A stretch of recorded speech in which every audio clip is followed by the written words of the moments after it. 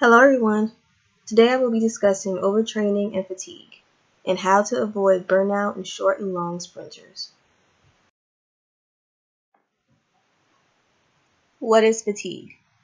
We all know what it feels like to be tired and exhausted, but I'm going to give a complete definition of what fatigue is. The definition explains that fatigue is a state following a period of mental or bodily activity characterized by a lessened capacity or motivation for work and reduced efficiency of accomplishment. It can also be a sensation of boredom, monotony, or lack of interest in one's surroundings. What is overtraining? Many track and field coaches have one idea about what overtraining actually is. In this sense, overtraining would be providing your athletes with a workout that is longer in distance than the actual event that they were competing in. For example, you may have a 400 runner. In practice, she would be doing 450s, 500s, and 600s to prepare her with the strength and endurance needed to compete in the race. In this sense that we're going to talk about today, overtraining consists of an imbalance of training stress and or competitions without proper recovery. Many of the workouts for both short and long sprinters can take 24 to 48 hours for full recovery. Without this proper recovery time, their bodies won't be prepared for the next workout that you give them, physically and mentally. This constant stress causes a disruption in the homeostasis of the body.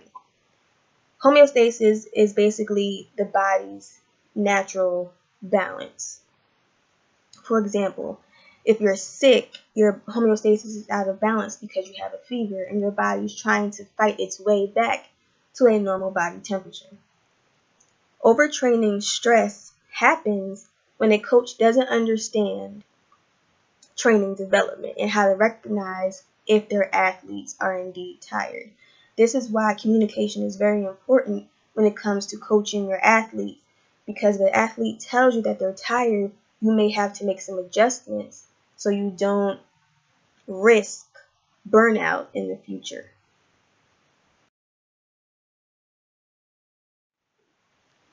What is the difference between fatigue and burnout? As stated before, fatigue involves temporary mental and physical feelings of being tired or bored. Burnout is more severe. Burnout happens when an athlete constantly feels tired, constantly feels bored, constantly feels unchallenged. When an athlete constantly feels this way, it can cause them to underperform and to even quit the sport.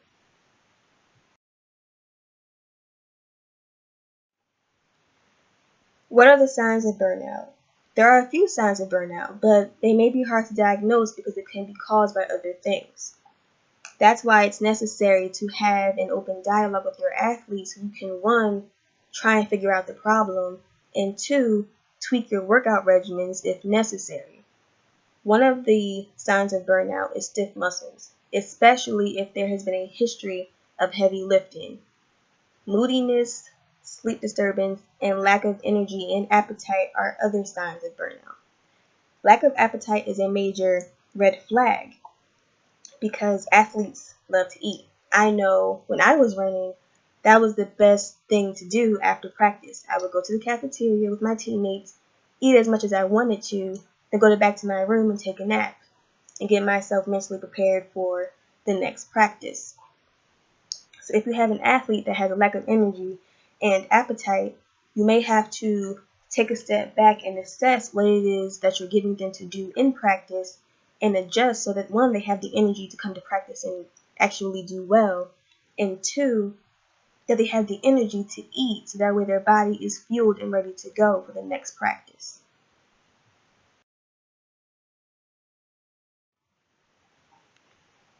There are 5 factors that may help to avoid burnout when it comes to your athletes.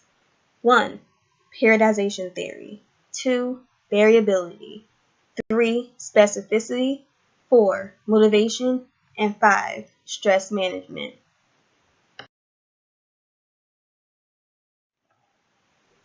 Before I go on to explain periodization theory, there are a few things to keep in mind when it comes to training short and long sprinters. Short sprinters run the 60, the 100, and the 55 meter. ATP-CP is an energy system necessary for completing these races. ATP is the fuel that undergoes the molecular change with creatine phosphate, which helps produce the energy that is needed. This energy supply lasts for about 10 seconds.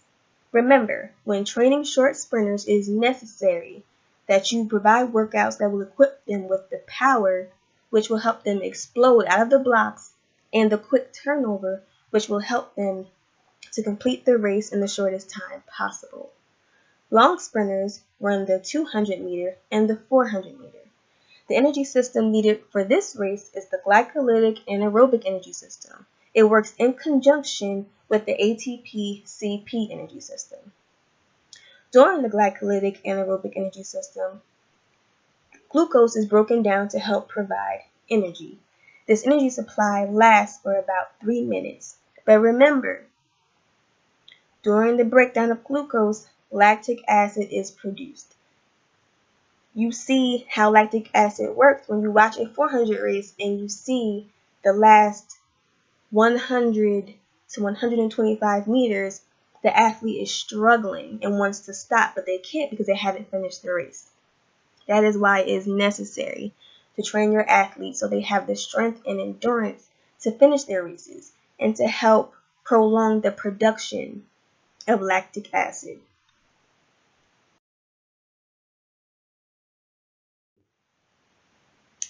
Periodization training is a great way to set up your training program.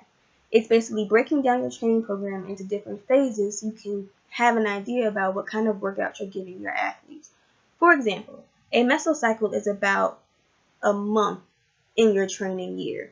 So each month you may decide to shift the focus of the kind of workouts you're giving your athletes. This type of training setup is a great way to give you an idea of where you are as far as what phase you're in relation to the competition schedule.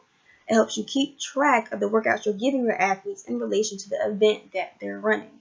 Sometimes coaches may get confused about what type of workout fits best with the type of athlete that they have. For example, some coaches may be giving their short sprinters too much endurance, which may result in burnout in the long run because they're being overworked and not getting enough recovery, and they aren't getting the type of workouts that is necessary for their races. This type of setup can also help you make changes if necessary. You'll be able to keep an eye on what workouts you've given them previously and see what workouts you plan on giving them in the future.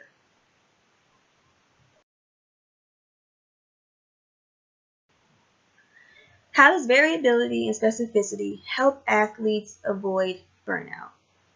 Variability is basically changing up your workouts so your athletes' bodies don't get used to them, and to help break up the monotony of everyday track workouts. Especially if your athletes have been on the track every day for a month, they're probably used to the kind of workouts that you're going to give them, and they're probably tired of being on the track every day too. A great way to change this up is to put them in the pool. It'll get them excited and it'll give them added resistance to change up the type of workout that you're giving them. Specificity is basically providing your athlete with a kind of workout that fits their needs pertaining to their event. For example, you may have your short sprinters doing some ladder work or doing box jumps to help with their speed and their power. You may have your longer sprinters doing hill work or running up and down bleachers. That way they can get some speed work as well as working on their endurance.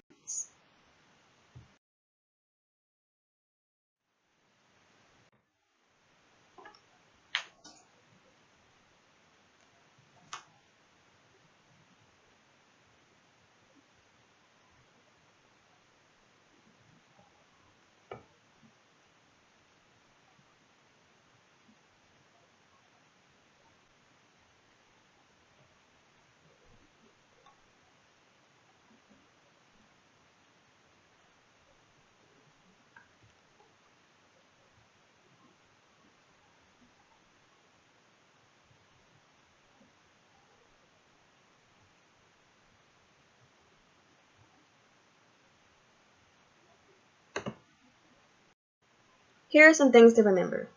Long and short sprinters don't use the same energy system. They need variability and specificity when it comes to their training. Break up your training year into segments so you can keep an eye on how you're training your athletes in relation to their competition schedule. Don't overload your athletes with high volume, high intensity, high frequency, and high duration workouts. That's the best way to ensure that they will experience burnout. Lastly, communicate with your sprinters. Assess their needs and how they're feeling. Make adjustments if necessary.